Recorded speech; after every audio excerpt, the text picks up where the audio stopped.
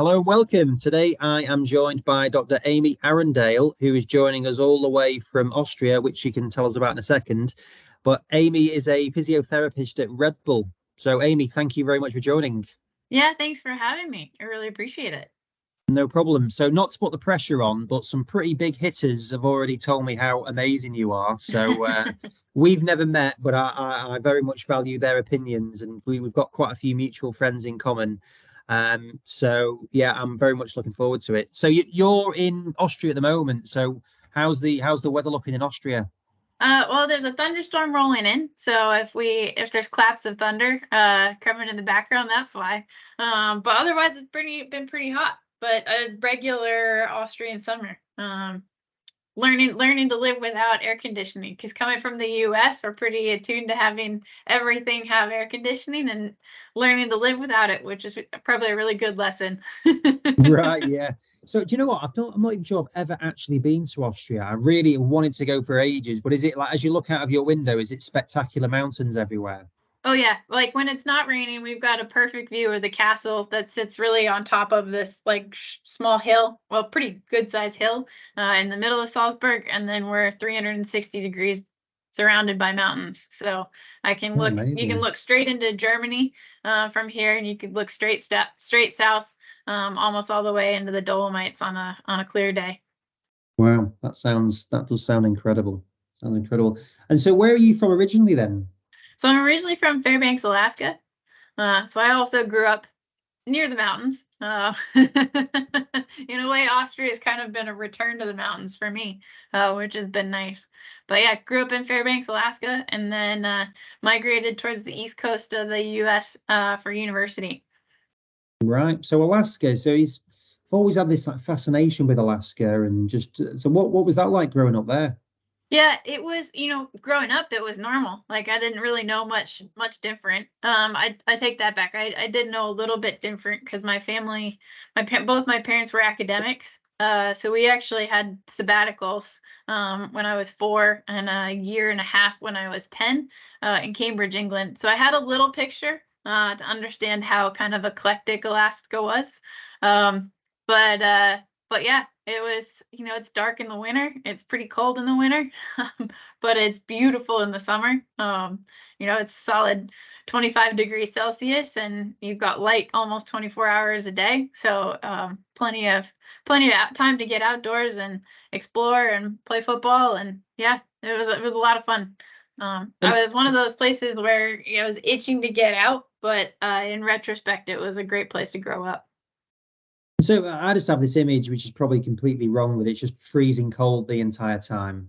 Nope, not at least where I'm from. So I grew up in Fairbanks, which is like right in the middle of the state. So it's dry, cold, and it does get very, very cold. Down to I think around minus 60 Celsius is the coldest I've seen. But our summers are short, but they're absolutely beautiful. So it does actually get warm. Right. Yeah, that sounds good. And then also, like, do you feel like we're getting on to really random topics here, but do you feel like you're part of America? Like, do you feel very American when you're living up there, or is there any disconnect? Like there's a pretty big disconnect. Like growing up, there's some people in Alaska who are super, super patriotic. There's a lot of people who really feel that disconnect.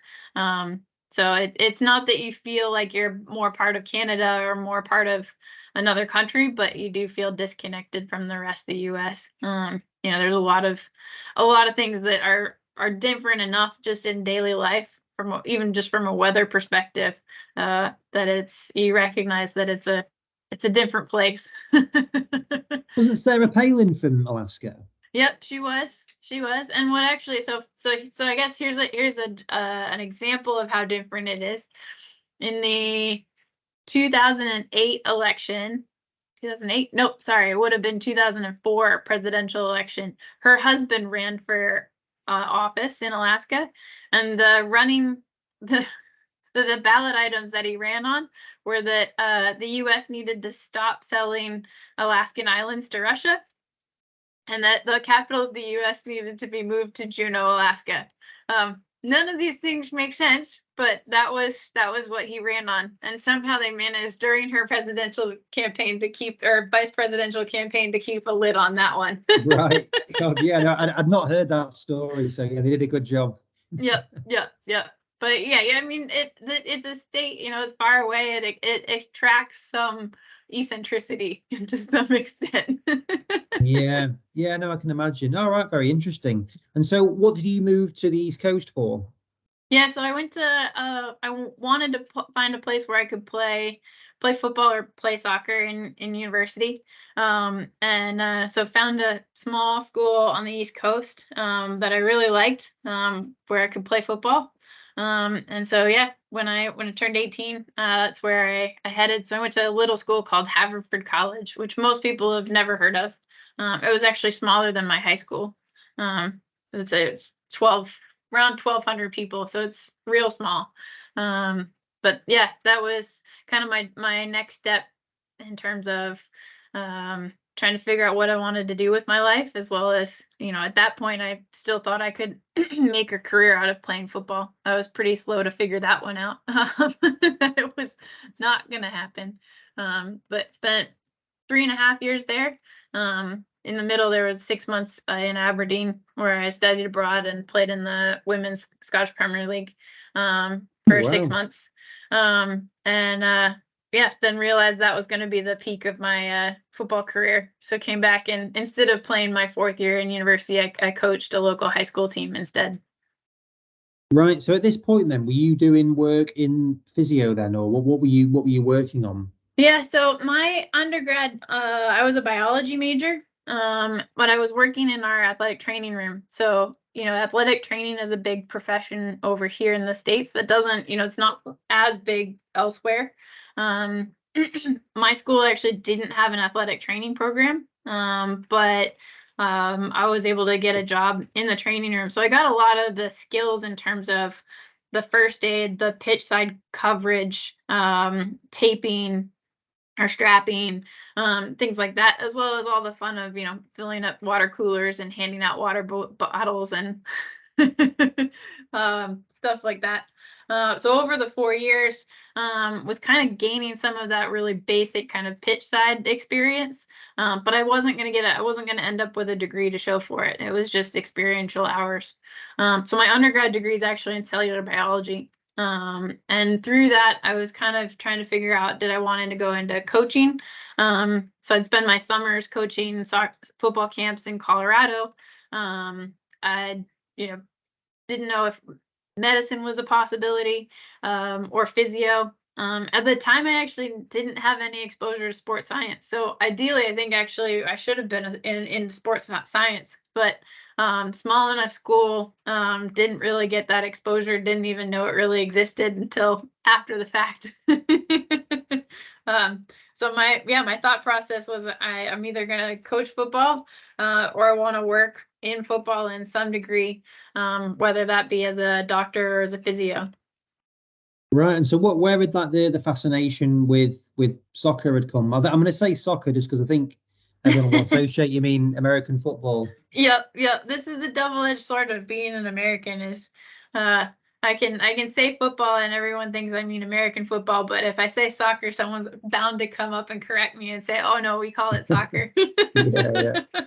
So there's just no winning. There's no win now. There's no win.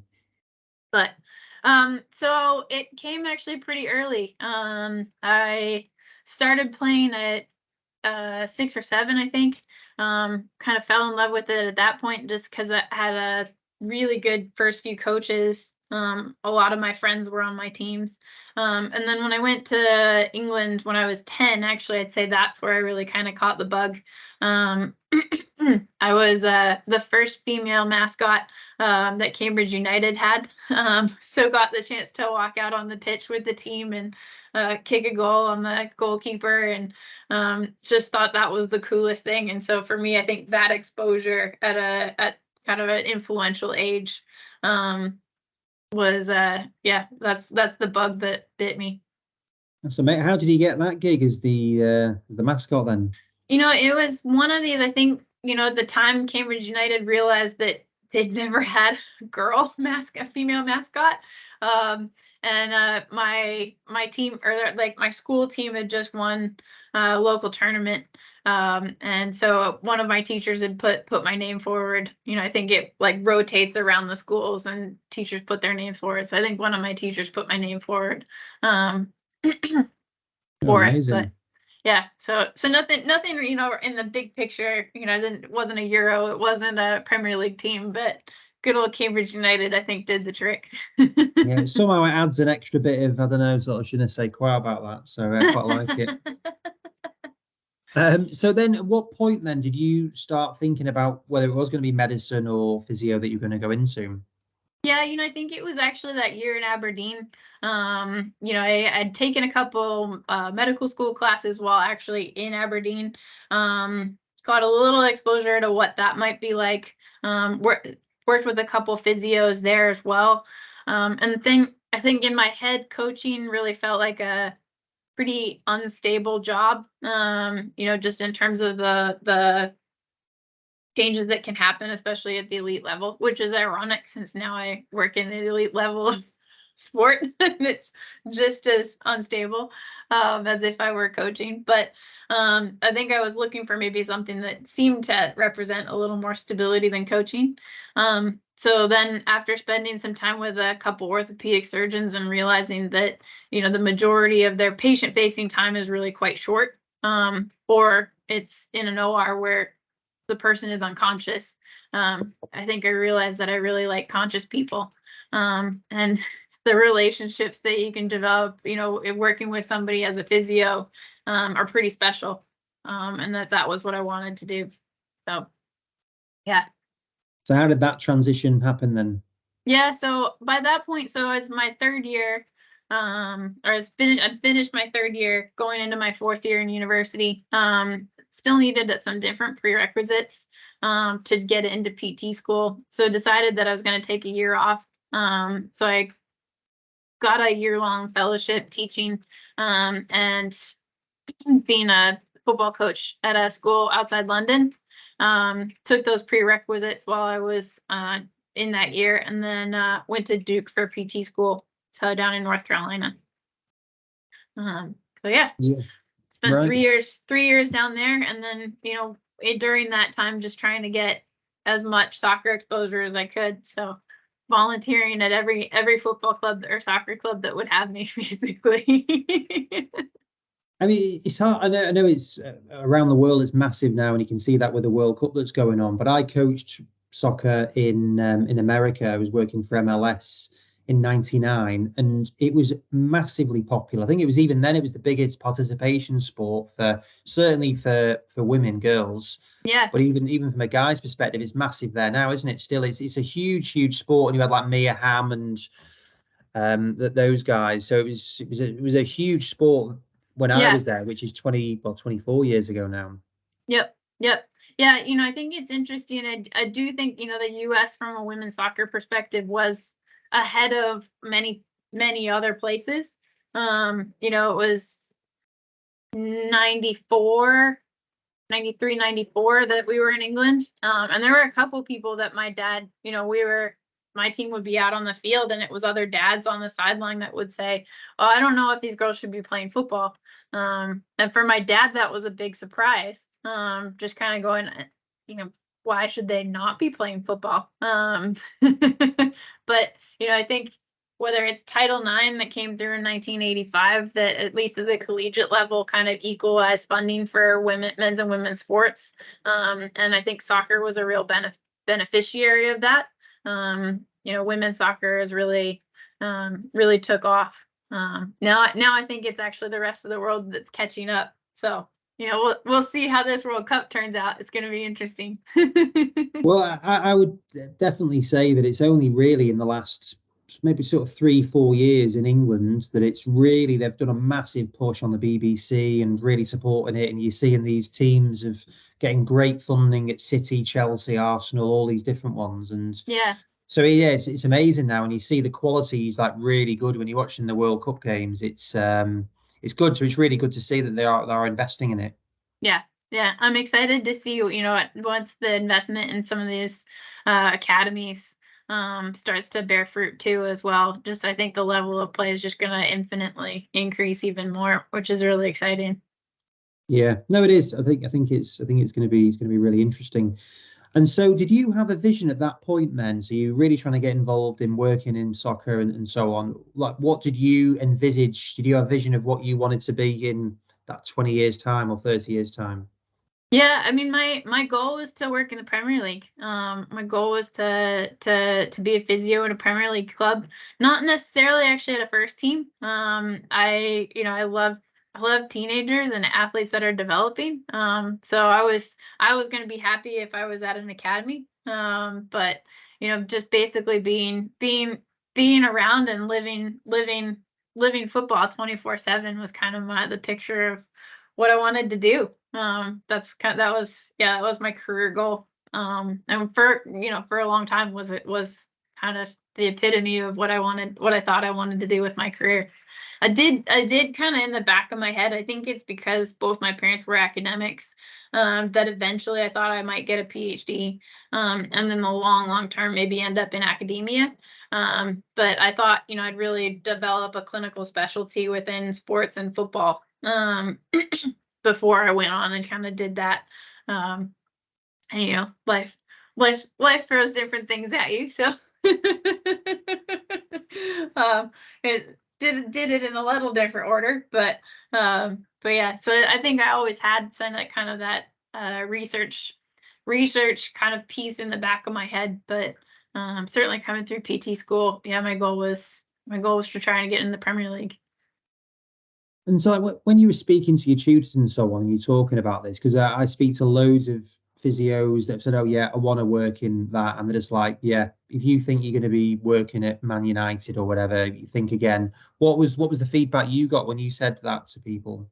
Yeah, I got a lot of really good support. I think I wasn't unrealistic in knowing the hurdles to get there, whether that the big ones being gaining experience, but then for me being an American needing a visa, the difficulty of getting the visa, especially when there's so many qualified UK physios.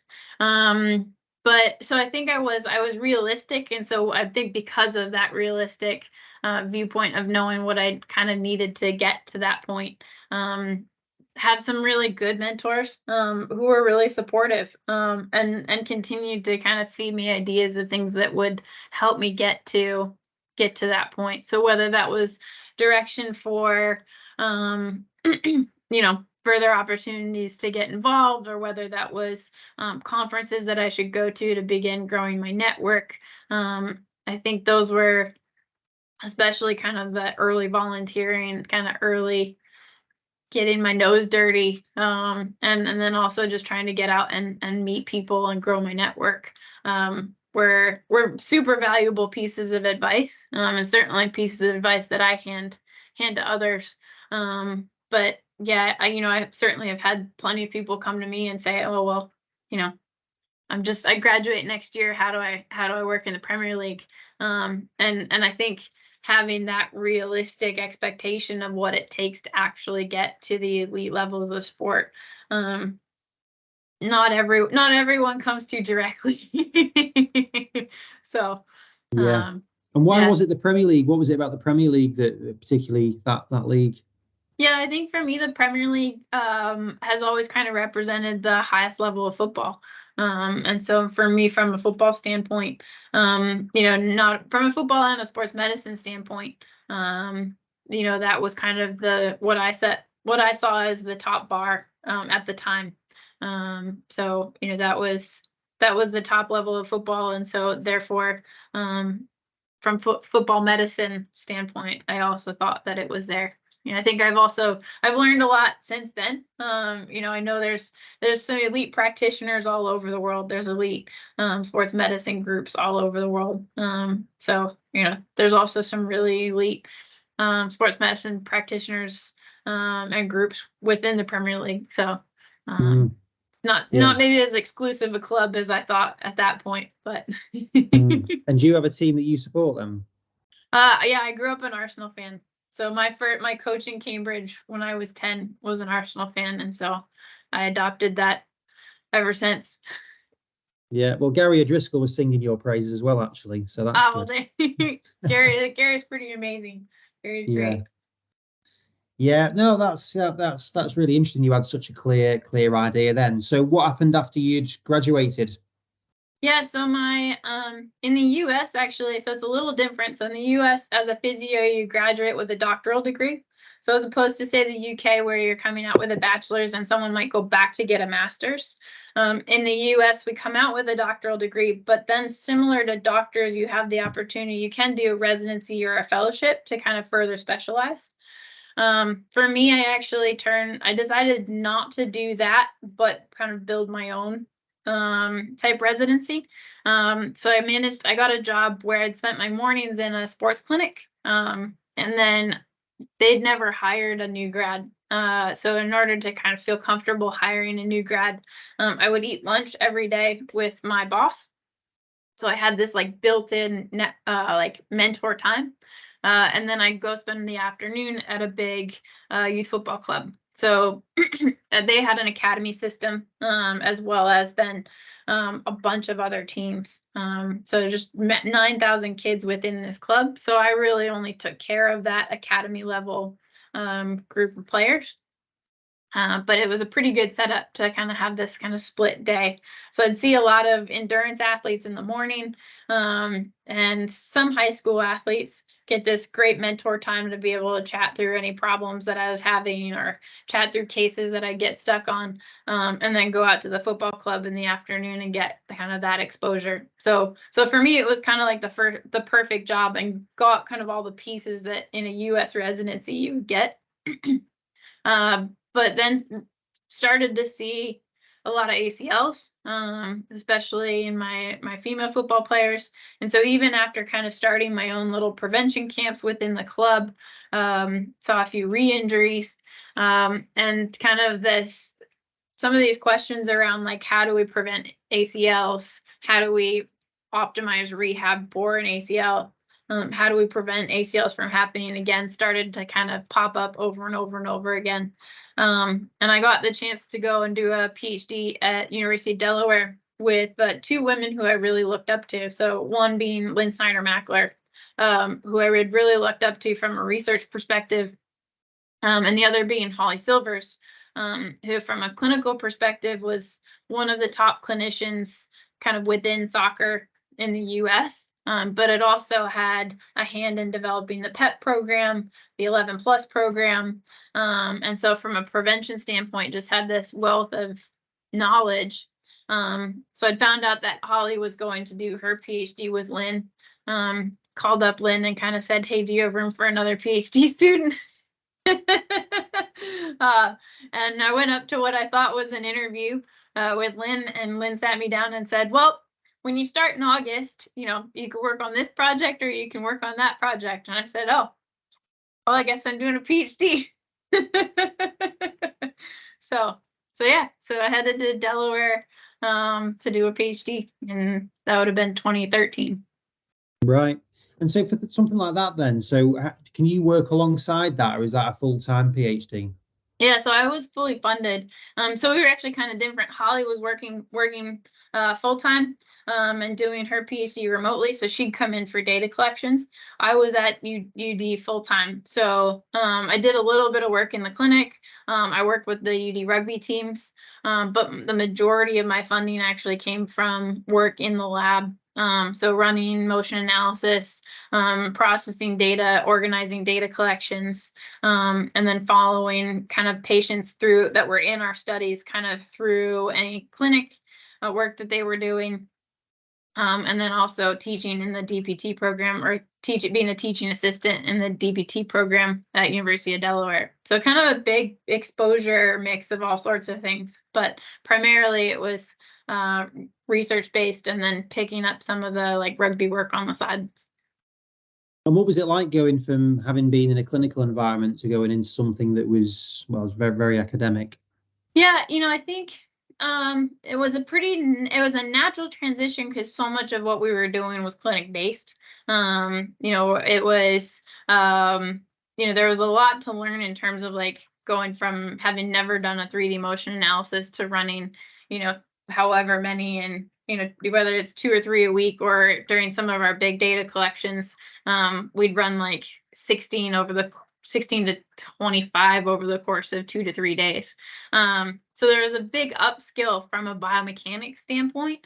But because all of the research was really tied into the clinic, it didn't feel super different just because we were always around either always around the clinic, around the lab, which was tied into the clinic, or around the PT students, where, all their questions are generally around like, well, in the clinic, what does this look like? Or, what's your experience doing this and this? So. Yeah, and then so in terms of interacting with those with Holly and Co, so like how much interaction did you have with those guys? Say that again. How much interacting did you have with Holly if she was only coming in for that? Was she was doing something completely separate to what you were working on? We actually had quite a bit, because the projects, it ended up that our PhD, or part of what ended up being a third of my PhD project and about 2/3 of hers, was a project that we ran together. So we looked at we tried to look at if there were biomechanical changes over the course of a collegiate season, with soccer players performing the 11 plus. It was a project that she'd kind of put together originally, and then we piloted together. And then actually a lot of the data collections, because I was there and familiar with how to run the data collections, most of the data collections and processing I did, but we'd always be in pretty tight collaboration. One of the other projects I did was actually through MLS. And since she sat on the MLS medical and research committee, she kind of helped me through that project as well a little bit. So there was a lot of collaboration back and forth on big chunks of our PhDs. So. And how much research had been done at that point into like women's ACLs? Because like even now there's a massive disparity, isn't there, between the men's and females prevalence? Yeah, even at that point, there was still a fair amount when it comes to prevention. And that's, I think, one of the interesting pieces is actually we have a fair amount of evidence when it comes to prevention programs on female ACL incidents. We lack a lot of evidence in a lot of other places around women athletes. But when it comes to prevention, like the efficacy of prevention programs, we actually need more data in men, ironically. So we have data that says, prevention programs are effective, especially in these younger women. We're talking to that like 14 to 18 age group where women are at really, really high risk, right? We know some of these, we'll call them quote unquote off the shelf programs like PEP, like the 11 plus, like Perform Plus or Knock Control. Like we know they're effective in reducing ACL incidents in women. Where we don't have as much evidence is on strength training in women, especially as women mature. I hate it, but menstruation always comes up. I hate it because it comes up all the time right now. And we're really ignoring the really big foundations of training, because, an effective strength training program, in my perspective, I think is probably going to make a much bigger impact than menstrual cycle. But we've got a few small studies with 20 women that we like quoting a lot, and so menstrual cycle gets tossed out a lot. So whether it's the basics in like establishing a really good strength and conditioning program, whether it's the basics around load monitoring in women, whether it's the basics around even just really good injury epidemiology in women, those are the places where we do need more research. But when it comes to straight ACL injury prevention, and especially young women, we actually already have a lot. So why do you think? Because you still see some people saying there needs to be a lot more resource put into that, and that is the one that's quite high profile. Why do you think that is the case then? Yeah, I think the resources, but we need to be smart about where those resources go. I think it's really easy to simplify, and research is right. You have to simplify into a black and white to answer a question to some extent. But we know that injuries, especially in sport, we know they're so super complex and so multifactorial. We've gotten really kind of honed in on what's a biomechanically ideal way of moving, right? We're really focused on knee valgus. But what's happening, up and down the chain besides that knee, right? We think about the hip, but there's some really interesting new evidence around what's going on in the brain, and what might be predisposing people, or putting people at risk, from a neurocognitive side, expanding also out in towards, like I just mentioned, in terms of like wider training principles. And I think that's where those resources need to go. So rather than inventing another prevention program, what we need to figure out is better what are the risk factors, and from that wide perspective, how do some of those risk factors interact with each other, and then, from that standpoint, having identified really better risk factors for what's putting women at risk, then we can do better from a prevention standpoint. Okay, yeah, interesting. And then, so after you'd finished your PhD, what was next? Yeah, so I had a short period where I thought I was headed to the Premier League. Unfortunately, last minute visa rejection. Oh, you're kidding. Foiled that one. And so instead sorry, back up a little bit. I spent 4 months in Linköping, Sweden, doing a postdoc, kind of continuing some of the ACL, return to play and prevention work that I'd started in my PhD. And then, thought I was headed to the Premier League. That got thwarted. Was unemployed for a month or so, searching around for jobs, and ended up at the Brooklyn Nets as a physical therapist and biomechanist. So it was kind of it's not, to some extent, in the right place at the right time, and knew the right people to get connected with the Nets, and convince them to take me on board. Right. Can you say the team, or is that not right in the Premier League? I think we'll leave that one. We'll leave that one. We'll leave that one. So when were you at the Nets then? So I was there from the beginning of the 2018 off season, through January of 2021. Okay, cool. So did you interact much with Dave Hancock then over at the Knicks, and like, 'cause he's Not a been ton, there. not a ton. No. I've met him a couple times, as he's worked with other players, but I didn't really overlap with him there. And then, so in terms of like going on to work with in basketball, how did you find that? Is it very different in terms of physical stature and so on? Yeah, there were a lot of things that I kind of had to, I don't want to say relearn, but adapt. Certainly at the 165 centimeters that I am, I'm not very far compared to most basketball players. So kind of, especially from a manual therapy standpoint, really had to kind of learn how to adjust to working on a larger player. But I think it was really good experience. From an injury profile standpoint, basketball and football, soccer are super similar. You're looking at ankle sprains, you're looking at knee injuries, you're looking at hamstring strains or adductor strains, maybe a little bit more low back in the basketball population, maybe a little less on the adductor side, if you're comparing to football. But really from an injury profile, pretty similar. So that was kind of almost like an easy, I won't say copy paste, but in a way.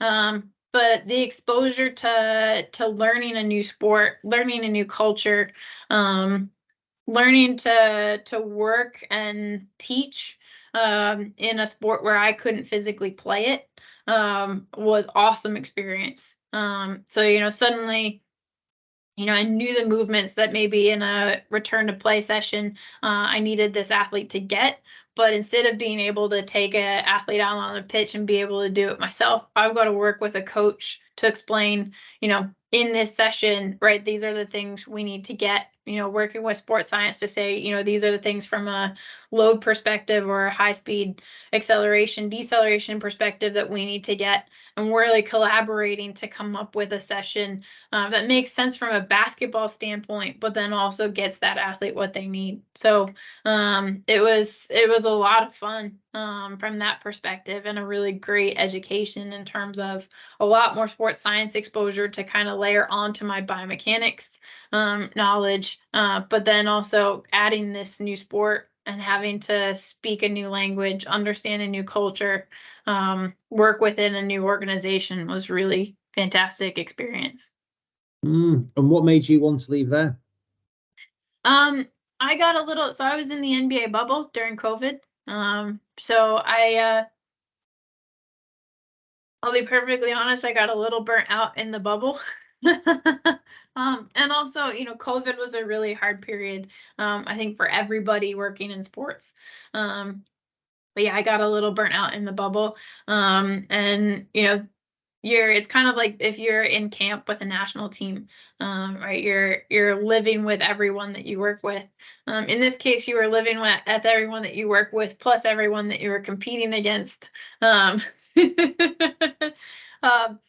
so in some ways, it was actually a really cool experience, but it was a lot. And so kind of while I was in the bubble, got on the opportunity, I kind of came across to move to Red Bull. And so at the time, it seemed like a really great opportunity. It was the chance to kind of leave the US again, which is something that, I'd kind of been looking for my partner.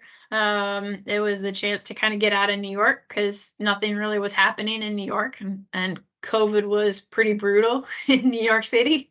And so, yeah, it was kind of a chance to go on a little different adventure. Yeah, you couldn't get much more open than Austria. Yeah, yep. No, we went from a city of 8 million to a country of 8 million. And what was the remit then of the role that you went for? What was it about that particular role that excited you? Yeah, so I think the chance to work, to expand even further and get even more experience with different sports. Red Bull, we've got something like 400 different disciplines that we work with. So the chance to kind of take what I've now learned in basketball and kind of refine that even further to like be even more adaptable. Kind of how do we come up with creative solutions to get an athlete back from what could be a pretty crazy injury to a pretty, what some people may call a pretty crazy sport. So, whether that's a healthy athlete setting out a project, whether that's an athlete in rehab, just looking to get back to competition. I think it was for me the attraction of how do we creatively help support athletes, achieve some of these just phenomenal athletic tasks that was really appealing to me. And it's still one of the things that I absolutely love about this job is just some phenomenal people, phenomenal athletes that are, great fun to work with, and oftentimes keen to try different things. And yeah, going back to doing some just awesome things. So Red Bull just looks like kind of like a unique, incredible company where it's a drinks company, but they've invested so massively into sport and been amazingly successful. And when you're going through the process for that, what does the company come across like? Are they big on terms of their values and their mission and so on? They are, yeah. So when you start working for Red Bull, you get it used to be like basically I think a 2-day in-person course. I had it like online because I moved in the middle of COVID. But yeah, you learn everything about Red Bull. So whether it's from camp production all the way to branding to understanding the idea behind sports sponsorship, to how do they select athletes, to what are their the company's core values. You really get you get a full introduction or full course to it. And I think there are a lot of their core values that they look for, not only when they're, picking athletes, but also when they're hiring people. So, they're looking for creativity. They're looking for people who are okay to push the boundaries a little bit, but who are genuine and hardworking and, passionate about what they do. Are they the values then you just mentioned there? Yeah, I think I've misquoted the exact words of some of them, and I think I left a couple out, but those are the big ones. Yeah, no, I think it's really interesting, core values, and that seems to be a company that you can sort of associate what that is going to be with the extreme sports, really pushing things on, being pioneers. That's the vibe that I get from it. Yep. No, definitely. They've done a good job with their marketing then. Yeah. But I think, actually it's something that, being part of Red Bull, I am proud of, right? Like, so for example, I oversee mountain biking for Red Bull, and we actually built there's a container. We call it a container. It's a mobile building, but it looks like the other like pits, for mountain biking. So like the mechanical pits, similar to F1, they're just more mobile than in mountain biking. So we've actually built our own, and that pit for us has 2 treatment banks in it. It's got bands, it's got a Normatec. So athletes can come in and they've got like a warm-up space, or they've got a recovery space. They can come and do treatment. They can come and just hang out and have a space away from their team. And that providing kind of that service for athletes, it really stands out, right? Monster doesn't do that. Other sponsors don't do that. But it's that next level of what Red Bull provides. And it's why for a lot of athletes in a lot of different disciplines, getting Red Bull sponsorship is really seen as like the top thing you can get. Because of that kind of extra level of service that Red Bull aims to provide their athletes. Yeah, what skills do you, obviously very academically, I've seen your background and it's incredible, like with all the achievement that you've done. What are the skills beyond the academic and the kind of written achievement that you think are important to be successful in healthcare, in the roles that you've been working in? Yeah, I mean, I think the foundation to it is listening, right? Is having honest conversations, building trust with athletes, but a lot of it just comes down to listening, right? Most athletes can tell you what's going on with them, maybe not in medical terminology or maybe not with diagnostic accuracy, but they can tell you if you listen. And so being that person who's willing to listen, I think is for me, one of the most important things. Being that reliable go-to source, for whether that be support or information or really just kind of resource for whatever they need. A lot of times I'm not the specialist, but I can get you to the specialist, right? Like I may not know how to solve the problem at hand, but let's work through it together and figure out who we need to pull in to help. So I think building trusting relationships, and for me, that's really being a good listener, are really foundational to being a good physio, but especially, in the roles that I've been in, you can't be successful if you haven't built a solid relationship with an athlete. And what would your advice be for people that are potentially wanting to get into this area or have been working in the area and want to get into sport? What are the things that you would suggest? Yeah, I think it goes back to some of the things that I experienced and was told too. Like for me, I think people, you to some extent have this conundrum with elite sport in that like you can't get a job until you get experience, but you can't get experience until you get the job. And so finding ways to get experience, and a lot of that comes at the sub-elite levels or the youth levels. Finding ways to get that experience, and a lot of times that's unpaid or it's not paid super well. But volunteering and trying to get experience where you can, and then building your network. I think networking is really important in the age of LinkedIn. You and I talked on LinkedIn.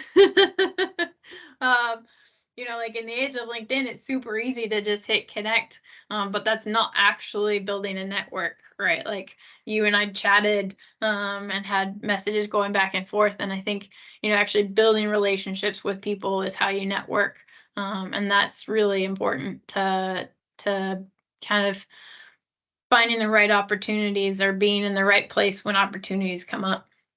Yeah. Oh no, amazing. No, I really appreciate you sharing your time and history on this. And albeit you've got a great job now, hopefully you make it to the Premier League at some point. So that would be great if that's still on your agenda. So no, thank you, Amy, for your time, and I really appreciate it. And hopefully we can catch up when you're over in the UK at some point. Yeah, no, thank you so much. It's been a lot of fun. No problem. Great. Cheers, Amy. Enjoy the thunderstorm. Thank you. See ya.